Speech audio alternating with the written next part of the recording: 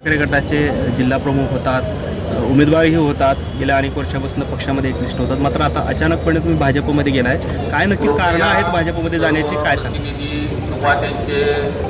जे सहकारी असतील गेली 25 वर्ष किंवा समोर गर्दी शिवसेना उद्धव बाळासाहेब ठाकरे यांच्यासोबत ते आहे. म्हणजे पक्षाच्या आधीपासून त्याच्या आधी माझे वडील प्रकाशजी वानकर साहेब यांनी सुरुवात केली. त्याच्यानंतर आज आम्ही सगळे तिन्ही भाऊ शिवसेना वाढीसाठी आत्तापर्यंत आम्ही भरपूर पक्षाला योगदान दिलं. पक्षाबद्दल आमची कोणतीही तक्रार नाही, कोणतीही नाराजी नाही. ठाकरे परिवार आणि मातोश्रीबद्दल आजही तितकाच आदर आहे, तितकंच त्यांच्यावर प्रेम आहे.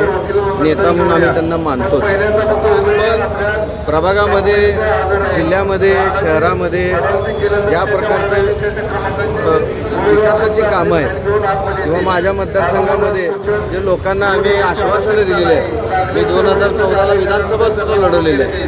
15 वर्ष झालं आता आमच्या घरात नगरसेवक पद आहे. हे करत असताना लोकांना जी आश्वासनं दिलेली आहेत ते काम करण्यासाठी विकास निधीची खूप मोठी गरज आहे. आणि सातत्यानं आम्ही विरोधी पक्ष म्हणून आतापर्यंत आमची भूमिका बजावलेली आहे.